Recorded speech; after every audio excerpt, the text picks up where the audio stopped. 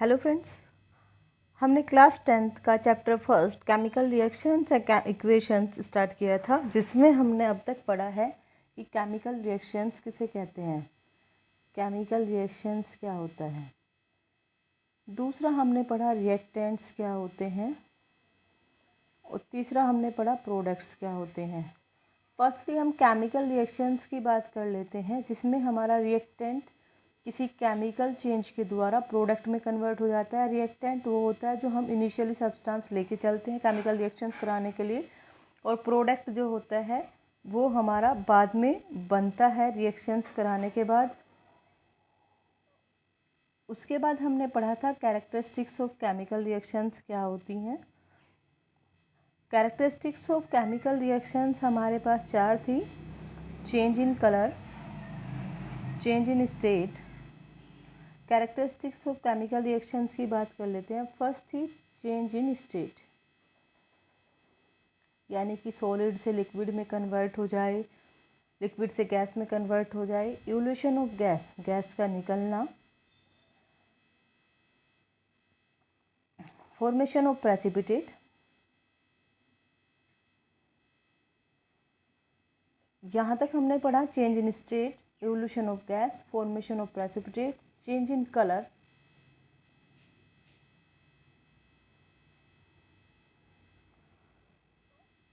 और change in temperature. ये हमारे पास कैरेक्टरिस्टिक्स हो गई रिएक्शंस की। आज हम पढ़ेंगे कि केमिकल इक्वेशंस क्या होता है।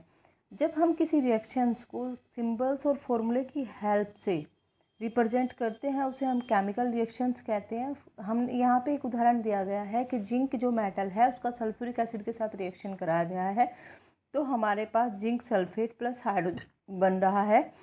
तो सिंबल्स रिप्रेजेंटेशन अगर हम देखें कि जिंक के लिए क्या सिंबल है, Zn, सल्फ्यूरिक एसिड के लिए H2SO4, जिंक सल्फेट के लिए ZnSO4, हाइड्रोजन के लिए H2। तो यहाँ रिएक्टेंट जो होगा Zn plus H2SO4, ZnSO4 plus H2।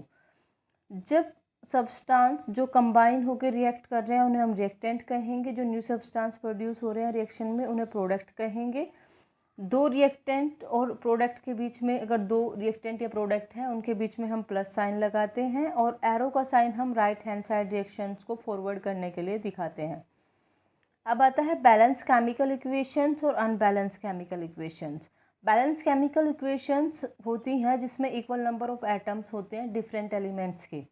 मान लिया हमने लिखा Zn H2SO4 ZnSO4 plus H2। अगर हम बात करें बैलेंस केमिकल इक्वेशन की, यहाँ पे रिएक्टेंट में Z का मेटल एक है, प्रोडक्ट में भी Z का मेटल एक है। सॉरी, हाइड्रोजन के कितने मेटल हैं, दो। प्रोडक्ट में हाइड्रोजन के मेटल दो हैं। एस के कितने हैं, एक।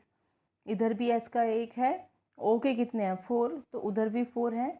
तो यानी कि ये कैसा हो जाएगा, बैलेंस केमिकल इक्वेशंस है।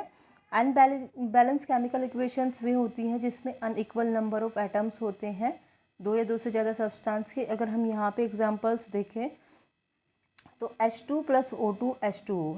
हाइड्रोजन रिएक्टेंट में कितने हैं, दो। प्रोडक्ट में कितने हैं, दो। ऑक्सीजन रिएक्टेंट में कितने हैं, दो। प्रोडक्ट में कितने हैं, 1। तो हाइड्रोजन के एटम हैं वे बैलेंस है, ऑक्सीजन के एटम्स अनबैलेंस है। तो ये हमारे पास अनबैलेंस केमिकल रिएक्शंस हो जाएगी। अब देखो, matter can not be created not be destroy. ये एक केमिकल रिएक्शंस के दौरान कभी भी मैटर ना तो बनता है ना डिस्ट्रॉय होता है। अब बात आती है हमारे पास balancing in a chemical equation. Equations को हम कैसे बैलेंस करते हैं, तो डिफरेंट एटम के हम बोथ साइड्स को बैलेंस करते हैं, बैलेंसिंग इक्वेशन कहते हैं। जब हम इक्वल नंबर ऑफ एटम्स कर देते हैं तो उसे बैलेंसिंग कहते हैं। जितने नंबर ऑफ एटम्स रिएक्टेंट में होते हैं उतने प्रोडक्ट में होते हैं। जैसे हमने अभी ऊपर पढ़ा था H2 प्लस O2 H2O की फॉर्मेशन करता है। यहाँ पे हाइड्रोजन के दो एटम हैं, इधर भी दो एटम है, रिएक्टेंट में दो हैं, प्रोडक्ट में दो हैं। ऑक्सीजन के दो एटम है रिएक्टेंट में, प्रोडक्ट में एक है। तो यहाँ पे अगर हम 2 लगा दें, यहाँ पे हाइड्रोजन के एटम कितने हो गए, रिएक्टेंट में 2 हैं, प्रोडक्ट में 4 हो गए। दोबारा से लिख के बताते हैं, रिएक्टेंट में कितने हैं, 2। रिएक्टेंट में 2 हैं, प्रोडक्ट में 4 हो गए जब हमने यहाँ पे 2 लगा दिया। ऑक्सीजन के एटम 2 हैं, यहाँ पे भी 2 हो गए। रिएक्टेंट और प्रोडक्ट में इक्वल हो गए। अब हम क्या करेंगे, इसे बैलेंस करने के लिए हम 2 हाइड्रोजन के आगे लगा देंगे वैलेंसी, तो यहाँ से ये क्या हो जाएगा, बैलेंस हो जाएगा हमारा।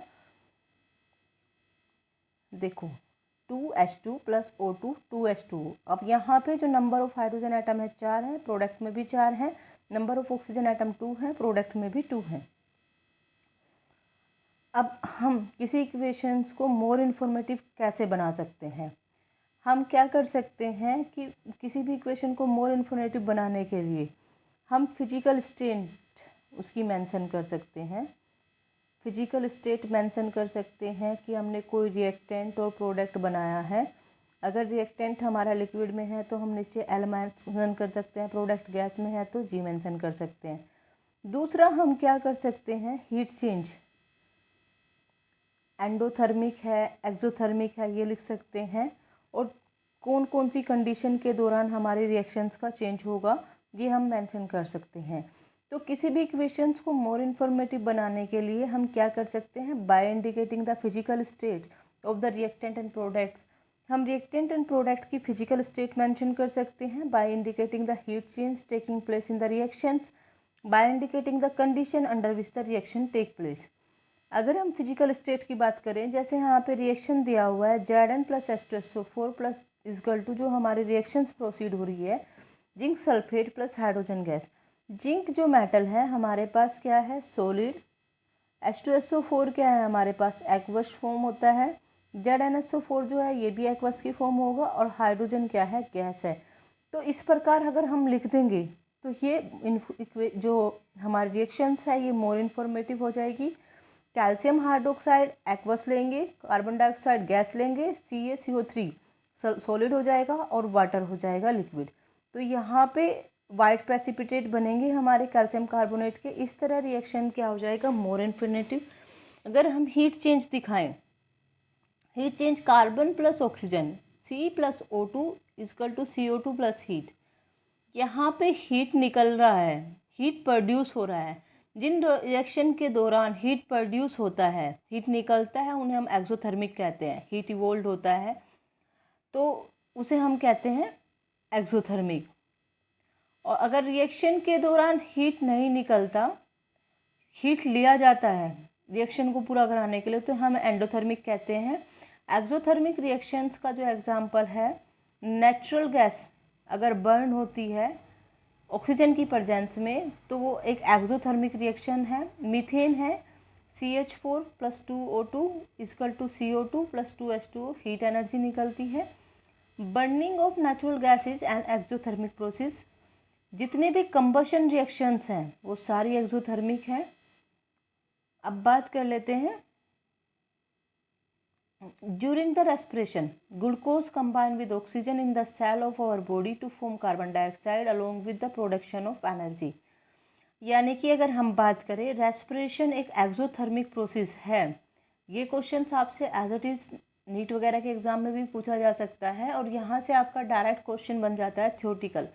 रेस्पिरेशन जो प्रोसेस होती है उसमें ग्लूकोज C6H12O6 ऑक्सीजन के साथ रिएक्ट करता है, कार्बन डाइऑक्साइड बनता है, वाटर बनता है और एनर्जी निकलती है। अगर किसी रिएक्शन के दौरान एनर्जी निकलती है तो उसे हम एक्सोथर्मिक रिएक्शन कहते हैं। तो रेस्पिरेशन कैसा है हमारा, एक्सोथर्मिक का रिएक्शन, एक्सोथर्मिक रिएक्शन का एग्जाम्पल है। The burning of magnesium wire in the air to form the oxide is an exothermic reaction. अब नेक्स्ट पढ़ लेते हैं हम, those reactions in which heat is absorb is known as endothermic reaction. जो reaction जिनमें heat absorb होती है उन्हें हम एंडोथर्मिक रिएक्शन कहते हैं। जैसे नाइट्रोजन प्लस ऑक्सीजन हीट लेंगे तब नाइट्रोजन मोनोऑक्साइड बनेगा। अब आता है all decomposition reactions are endothermic. जितनी भी डिकम्पोजिशन रिएक्शंस हैं सारी की सारी एंडोथर्मिक है। जितनी भी कंबशन रिएक्शंस हैं सारी की सारी एक्सोथर्मिक है। यहाँ से डायरेक्ट थ्योरेटिकल क्वेश्चन बन सकता है आप लोगों का। अब डिकम्पोजिशन रिएक्शंस है, कैल्शियम कार्बोनेट है सॉलिड स्टेट में, उसे हमें तोड़ना है, हीट की प्रेजेंस में तोड़ेंगे, कैल्शियम ऑक्साइड बन जाएगा plus CO2 carbon dioxide. The electrolysis of water hydrogen and oxygen is known as endothermic process. अब आता है फोटोसिंथेसिस की बात। रेस्पिरेशन एक एक्सोथर्मिक रिएक्शन था, पर फोटोसिंथेसिस एक एंडोथर्मिक रिएक्शन है। कारण क्या है? कारण ये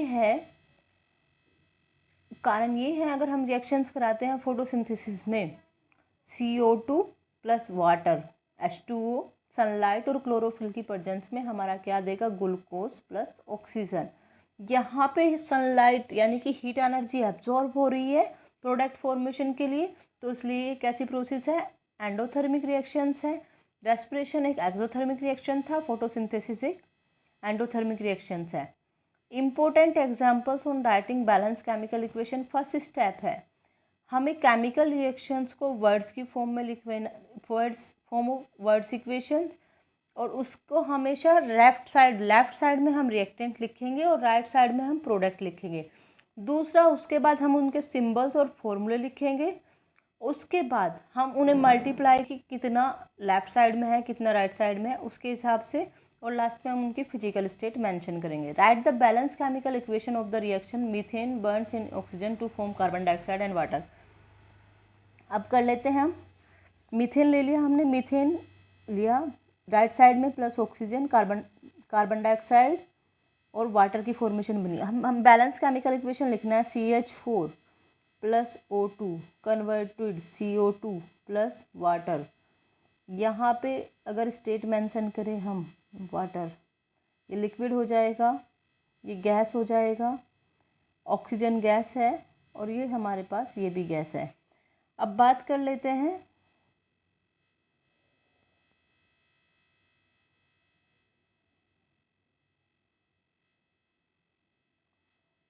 अगर हम बात करें इन्हें बैलेंस करने की, number of carbon atom in CH4 1, O2 1। Carbon atom के जो नंबर्स हैं रिएक्टेंट एंड प्रोडक्ट में कितने हैं? मीथेन में 1 है, उधर कार्बन डाइऑक्साइड में 1 है। नंबर ऑफ हाइड्रोजन एटम्स इधर 4 हैं, उधर कितने हैं? 2 हैं। नंबर ऑफ ऑक्सीजन एटम इधर 2 हैं, उधर कितने हैं? 3 हैं। तो इन्हें बैलेंस करने के लिए हम कैसे करेंगे? इधर 3 ऑक्सीजन एटम है और इधर कितने हैं? 2 हैं। तो इसकी मल्टीप्लाई हम 3 से कर देंगे और इसकी मल्टीप्लाई हम 2 से कर देंगे। 2 तो ये हो जाएंगे, इधर हम 2 CO2 बना देंगे और इधर हम ये लगा देंगे। तो अब देखते हैं, ये हमारा बैलेंस इक्वेशन बन जाएगा CH4 plus 2O2 3 CO2 plus 2 H2O। ऐसे हम बैलेंस केमिकल इक्वेशंस लिख सकते हैं।